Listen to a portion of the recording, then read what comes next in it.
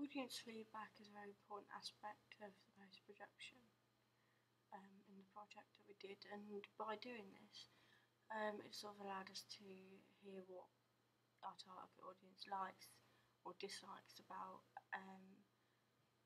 our pieces and what needs changing in their opinion. Our target audience obviously was fans of the band Biffy Clyro, and that genre of the band, which is sort of indie rock. We used them to sort of ask questions in order to gain information on how we can improve the video and the overall, sort of pack, if you like, of things that we had created for the band and for the video, and to make it, as much of a professional and authentic product as we could. We asked several different questions when we were discussing feedback with peers, and most of it was based on what they did or didn't like, rather than their own previous preferences before they'd watched it. So it was more based on the video already itself. We collected our results in the form of a questionnaire rather than asking one-to-one questions, so people were as open and honest as possible. We used open answers as this would give us more detail into what we needed to improve or what was good, what they liked or didn't like. Obviously, so again we can make the product as best, to the best of our ability, which obviously would give us a lot more detail than a tick box question would. The first question we asked people was their age and their gender. We felt this was appropriate before asking any further questions because we wanted to make sure that we were asking the right questions from the right people, so that the opinions of those people counted for our music video. So that we made sure that it was the right target audience that we were asking, otherwise it wouldn't be necessary or relevant. And also to see what sort of age range was the most popular, or gender was most popular. We asked a total of 45 people in the questionnaire, and what age groups and gender were most popular. It was 16 to 18s, and I think that's probably because of the young nature of the band. 16 to 18-year-olds, like I said, and it was our target audience, so we felt like we've achieved, success wherever that lies, because that's where the target audience we were aiming at, which was ourselves. We found that the video was more popular with females, and we think that this could be because of the storyline. Girls relate more, women relate more to the stresses of relationships and the upsets of relationships, perhaps a little bit more than men do and boys do, and also maybe because the star actor is male, and that might have also something to do with the fact that it's women. This kind of plot has proved overly popular with men in the past as well, as it shows their side of the story and not just the woman's side of the story, so that could be an appeal to them also. But in our questionnaire we have found that it's more popular in women, or the females of the target group. From this feedback I've learned that we have had success in targeting the correct target audience, and it has gone well. However, we didn't take into consideration the fact that males may not like the type of narrative in the video, although only 2 of them said that they didn't like it, so that could just be personal preference more than majority that dislike it. Most members of our target audience, the questions below what we had already asked in order, so that it was clear for them to answer and clear for us to gather the data. Here are some individual questions from some individual people who were quite happy to put their names on the papers, to give us a little bit more detail and a little bit more reference into our research. So Jacob said that he didn't like how the name of the band on the poster wasn't on the original, the first draft. As to him, it felt confusing. There wasn't any real, direct link to the band, and he wasn't too sure where he was going with it. Dan said that he liked the picture in the background a lot. He thinks that it links to the video as it is still from the video. Picture from the video. A digipack and a poster together he liked. However, he doesn't like the mini album picture and the colour of the text in the first original draft of the poster, as it covered the main background and it was a bit confusing, didn't really stand out. The orange sort of blurred and blended a bit too much with the background and it wasn't easy to read. I will put a photo of that below. Chloe said there needs to be some information at the bottom, like social media, and she didn't like the black bar. I really liked the views on the side, and the background picture was what she thought. So from that first draft of the poster, we then went back to do what we thought we could improve on from that,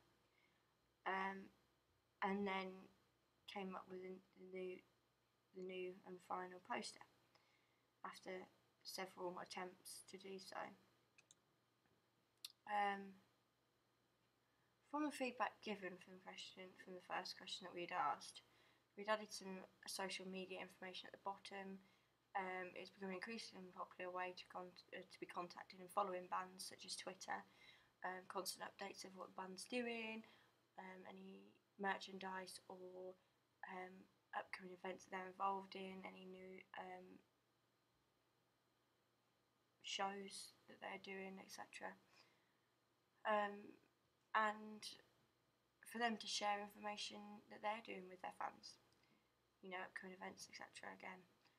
We also changed the colour of the text as it contrasted way too much with the background, like I said, the orange. And we then replaced the text that Biffy Clyro used on their own posters to make it look professional. So we've got that consistency and that identification with the band. Once we had made these changes that our audience feedback had suggested, we'd ask the second question, which was, what do you think of the overall finished poster? To conclude that, we asked a total of 40 people, with 25 saying that they really liked the poster and only one saying that they didn't like it at all. This is an example of how we had learned from audience feedback in order to create a better project. So already there we can see there was a massive improvement in the positive nature of the feedback from the first draft to the final draft. So we believe that we succeeded on that. We also needed to get the audience feedback for our digipack in order to make that as good as it can be, and for us to do as good as we could do. And we wanted it again to look obviously authentic and acceptable for this type of genre. So we asked some questions, and Abdul said that he really liked the front and the back and how they are linked through the opposite ends of the picture, as it works well. So it's sort of a reverse on one side to the other. I'm in the foreground in the back, and on the front I'm in the background walking away. Rob's in the foreground of the first front panel, and on the back panel he's in the background with my back towards him. And we thought that was really effective and worked well. Sort of is complete opposites really, which we thought would be good considering that it's an argument scene throughout the video itself. He also said that he thought we should have more information about the band in the overall digipack. Callum said I didn't like the text, so I would improve that, but I think that as a whole it works well. The different colour effects that have been put on work well, as it blurs the background but keeps the character in the foreground in focus. So we agreed to keep that, but revisited maybe the text of choice that we used. And then Poppy said I would try to improve the layout of the back, as I don't like how all the information is stuck at the bottom when it could be more spaced out. So on the back cover we tried to rearrange, maybe take some things off that weren't necessary so that we could make sure we had enough room to put as much information as possible on the back. One of the major things that we learned from the second question that we asked was that people thought that it would and should relate more to the band. So to do this we took a picture of the main, we took a picture from Google, of the main character in the band, which is obviously the lead singer and the lead guitarist. So we put him in the inside left panel next to the lyrics and put him in black and white. Changed the picture slightly to take out the audience so that it's not copyrighted, but changed, and obviously changed it to black and white also. So this is again personalised and collected directly to the band.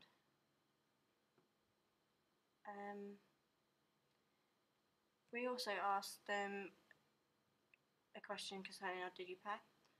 We asked a total of 25 people, and 15 saying that they loved it and 3 saying that they didn't like it at all. So again, that's a significant improvement, and we were really pleased with that. Once we'd finished the first few minutes of the music video, we showed people to get their opinions, what they thought. Rory said that he really liked the video and liked the concept, liked the bit where there's two of the main character on the screen at the same time, with one lip syncing and the other walking away, and it shows how he's feeling. But he thought that we could improve the transitions, maybe using a blur or dissolve to make it a bit more smoother. Connor said I like the transitions as much as the zoom in into the male character's eyes in order to show the flashback. I also like how in time the lip syncing is in parts, and I didn't like the plan of the leg as it's a bit boring and colourless. So we, went back to that, see if we could improve any more of editing techniques.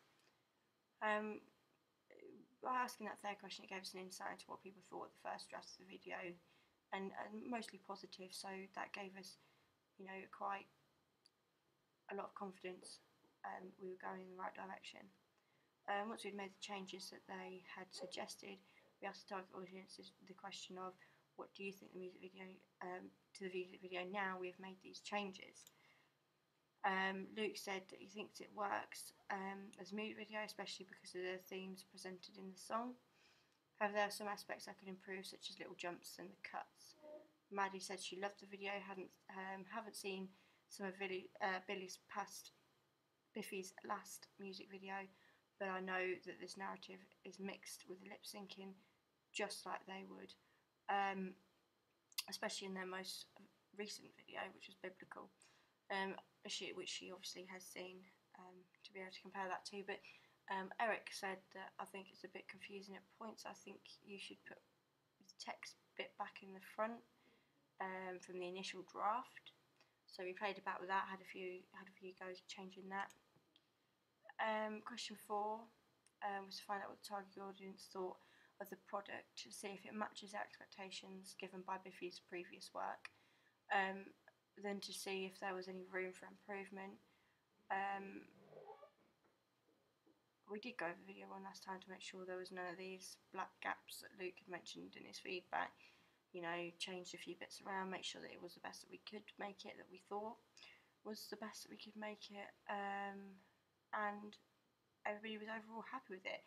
We then asked one final question about it, which was, does this video look like a product that would be made by Biffy Clyro? Which obviously was important because we wanted it to be authentic and